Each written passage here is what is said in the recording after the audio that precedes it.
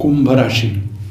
नमस्कार मंडळी, मी ज्योतिष महागुरु डॉक्टर पंकज शास्त्री घेवारे गुरुजी आपल्या सर्वांचं त्र्यंबक राज ज्योतिष या यूट्यूब चॅनलमध्ये मनापासून स्वागत करतो. आज आपण 2025 या वर्षातील मे महिन्यामध्ये होणारं ग्रहांचं राशी परिवर्तन आणि या राशी परिवर्तनाचा कुंभ राशीच्या जातकांवरती होणारा परिणाम या विषयाची माहिती पाहणार आहोत. या संपूर्ण महिन्यामध्ये काही ग्रह आपलं राशी परिवर्तन करतात. यात प्रामुख्यानं 6 मे या दिवशी बुध ग्रह मेष राशीमध्ये राशी परिवर्तन करून येतोय. 14 मे या दिवशी गुरु ग्रह मिथुन राशीमध्ये राशी परिवर्तन करून येतोय. 14 मे याच दिवशी सूर्य ग्रह वृषभ राशीमध्ये राशी परिवर्तन करून येतोय. 23 मे या दिवशी बुध ग्रह पुनश्च एकदा राशी परिवर्तन करतोय, वृषभ राशीमध्ये येतोय. आणि 29 मेला राहू ग्रह कुंभ राशीमध्ये आणि केतू ग्रह सिंह राशीमध्ये राशी परिवर्तन करून येतोय. महिन्याच्या अगदी शेवटी म्हणजे 31 मेला शुक्र ग्रह मेष राशीमध्ये येतोय.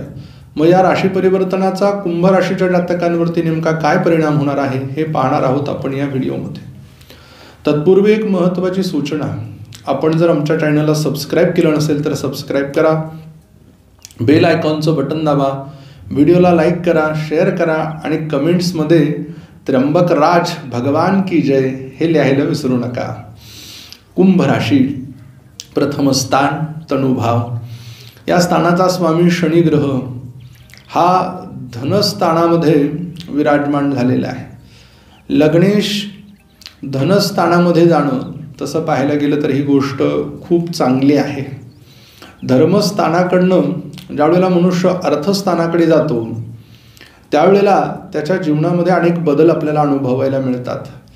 या स्थानामध्ये इथे अनेक ग्रह या शनी ग्रहाबरोबर आहेत. त्यातल्या त्यात इथे शुक्र आहे आणि त्याचा प्रभाव पण आपल्याला विशेष असा पाहायला आणि अनुभवायला मिळणार आहे. मग ज्योतिषशास्त्राच्या दृष्टीनं लग्नेश धनस्थानात जाणं म्हणजे आर्थिकतेचे जे प्रश्न आहे हे आपले दूर व्हायला सुरुवात होते. याचबरोबर परिवारासाठी लागणाऱ्या काही महत्त्वाच्या गोष्टींची खरेदी हे महिन्याच्या अगदी आरंभीच तुमच्या हातनं होईल. या बाबतीत कुठली काटकसर तुम्ही करणार नाहीये. त्यामुळे परिवारातील वातावरण अगदी प्रसन्न आणि आनंदी उत्साही झालेलं असणार आहे. द्वितीय स्थान, या स्थानामध्ये मीन राशी विराजमान आहे आणि या स्थानाचा स्वामी गुरु ग्रह हा मिथुन राशीमध्ये म्हणजेच पंचम स्थानामध्ये विराजमान झालेला आहे. मग धनस्थानाचा ग्रह ज्यावेळेला पंचम स्थानामध्ये जातो त्यावेळेला परिवारामध्ये एवढं आनंदाचं वातावरण असतं ना, कारण की या द्वितीय स्थानाला धनाचं, वाणीचं, कुटुंबाचं, नेत्राचं स्थान म्हटलं गेलेलं आहे. त्यामुळे परिवाराला घेऊन कुठेतरी बाहेर फिरायला जाणं या महिन्यामध्ये, काहीतरी नवीन खरेदी करणं, काही महत्त्वाच्या गोष्टींच्या बाबतीत काही योग्य असे निर्णय घेणं आणि याचबरोबर मुलांच्या शिक्षणासाठी काही आर्थिक आपण जो हातभार म्हणजेच काही पैसे बाजूला काढून ठेवलेले असेल तर त्याचे एक सेफ्टी डिपॉझिट आणि एक चांगली आर्थिक स्थिती तुम्हाला लाभप्रद अशी ठरणार आहे आणि जे अत्यंत योगकारक तुमच्यासाठी होईल. तृतीय स्थानाला पराक्रमाचं, शौर्याचं आणि तेजाचं स्थान म्हणतात. या स्थानाचा स्वामी मंगळ ग्रह हा षष्ठ स्थानामध्ये आलेला आहे. मग तृतीय षष्ठामध्ये म्हणजेच उपचय स्थानाचा स्वामी हा उपचयाच्या स्थानामध्ये येणं आणि त्यात तो नैसर्गिक पापग्रह असणं ही अत्यंत शुभ गोष्ट आहे. कुंभ राशीच्या जातकांनी जर काही स्पर्धा परीक्षा दिलेली असेल, लष्करी क्षेत्राशी निगडित असेल, हॉटेल क्षेत्राशी निगडित असेल, याचबरोबर जमीन खरेदी विक्रीच्या संदर्भात काही निगडित असेल तर तुम्हाला लाभाचे योग या महिन्यामध्ये आलेले आहेत आणि नक्की तुम्ही त्यामध्ये यशस्वी होणार आहात. चतुर्थ स्थानामध्ये वृषभ राशी विराजमान आहे आणि या स्थानाचा स्वामी शुक्र ग्रह हा मीन राशीमध्ये विराजमान आहे 31 तारखेपर्यंत आणि मीन रास ही उच्चीची आहे. चतुर्थेश द्वितीयामध्ये आणि उच्चीचा म्हणजे अत्यंत लाभप्रद. या महिन्यामध्ये वास्तू घेण्याचा योग आलेला आहे, या महिन्यामध्ये वाहन घेण्याचा योग आलेला आहे, या महिन्यामध्ये जमीन घेण्याचा योग आलेला आहे, सोन्याचे दागदागिने खरेदीचा योग आलेला आहे. म्हणजेच कुंभ राशीच्या लोकांनी अगदी मनात आणावं आणि ते अस्तित्वात यावं. स्वप्नी जे आपल्या आहे ते अस्तित्वात पाहायला मिळणं यासारखी आनंदाची गोष्ट असू शकत नाही आहे. तसंच या स्थानामध्ये महिन्याच्या उत्तरार्धामध्ये बुधादित्य नावाचा राजयोग तयार होतोय. बुद्धीच्या जोरावरती अत्यंत कटाक्षण आणि महत्त्वाचे असे कागदपत्र पाहूनच तुम्ही या सगळ्या खरेदी विक्री करताय, ही गोष्ट बाकी आनंदाची आहे. फक्त जुनी कुठली वस्तू आपल्याला घ्यायची नाही, घेत असेल तर नूतन व्यवस्थितच आपण घ्यावी, ही गोष्ट तुम्हाला महत्त्वाची राहणार आहे. पंचमस्थान, या पंचमामध्ये गुरुग्रह विराजमान आहे आणि या स्थानाचा स्वामी बुध ग्रह हा 6 मे या दिवशी पराक्रमामध्ये येतोय आणि त्यानंतर तो 23 मेला चतुर्थ स्थानामध्ये येतोय. म्हणजे काय तर मुलांचं शिक्षण हे अतिशय निर्विघ्नपणे पार पडतंय. त्यांचे गट्स, ते ज्या विषयांमध्ये पाठीमागे बॅक राहिले होते किंवा ज्या अडचणी त्यांना येत होत्या त्या दूर होत आहे आणि स्वतःच्या पहिल्या कमवलेल्या पगारावरती आईवडिलांना हेल्प करताय, मदत करताय, ही पण खूप आनंदाची गोष्ट आहे. याचबरोबर या स्थानावरून संततीचा योग पाहिला जातो की गुरुजी आमच्या नशिबामध्ये या महिन्यामध्ये संतती प्राप्तीचा योग आहे का. तर ज्योतिषशास्त्राच्या दृष्टीनं पराक्रम स्थान हे अत्यंत चांगलं मानलं गेलेलं आहे उपचय स्थान असल्या कारणानं, आणि चतुर्थ स्थान ते केंद्रस्थान आहे. त्यामुळे संततीचा योग आहे या महिन्यामध्ये. ज्या जातकांना विवाहाला 2 वर्ष, 5 वर्ष, 7 वर्ष झालेत, संतती नव्हती, त्यांच्यासाठी योग अनुकूल असल्या कारणानं तो निर्विघ्नपणे तो विषय मार्गी लागतोय, इष्टदेवतेची कृपा प्राप्त होते आहे. षष्ठ स्थानामध्ये कर्क राशीचा मंगळ आहे. कर्क ही रास मंगळ ग्रहाला मानवत नाही, शक्ती क्षीण होते तिथे ग्रहाची, परंतु इथे मंगळ ग्रह आल्या कारणानं शरीर यष्टी जी आहे ती ताकदवान असते आणि हे उपचय स्थान मंगळ ग्रहाला मानवतं मुळामध्ये. म्हणजेच काय तर रोग प्रतिकारक क्षमता चांगली आहे, छोटे मोठे आजार डोकं वर काढणार नाही आहे, तुमचा आत्मविश्वास वाढलेला आहे, नोकरीच्या ठिकाणी मोठं पद प्राप्त झालंय. फक्त तिथे आपण आपल्या हाताखाली जे लोक असतात किंवा बरोबरच्या लोकांशी आपली जी भाषा बोलण्याची पद्धत आहे ना, थोडी ती उग्रट नसावे, प्रेमानं जग जिंकावं, ही गोष्ट तुम्हाला जर समजली ना, मग या महिन्यासारखा महिना नाही आहे.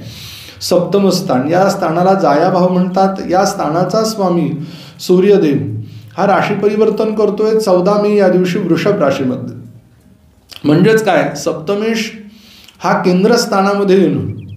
त्यामुळे विवाहाच्या दृष्टीने जर बघायला गेलं ना, आपल्या आईच्या माध्यमानं विवाह किंवा मातुल घराण्यातील कोणी व्यक्ती आपला विवाह निश्चित करणं, या गोष्टी अनुभवाला येतील. आणि व्यापार उद्योगधंद्याच्या दृष्टीने जर पाहायला गेलं तर आपण जो काही व्यवसाय करतोय किंवा जो काही व्यापार करतोय ना, याच्यामध्ये पार्टनरशिपमध्ये आपल्या मातुल घराण्यातील मामा असेल, मावशीचा मुलगा असेल किंवा आपला काकाचा मुलगा असेल, म्हणजे घरातल्याच व्यक्तीबरोबर तुम्ही हा व्यवहार करताय, हा व्यापार सुरू करताय आणि ती गोष्ट तुमच्यासाठी यशाची आहे.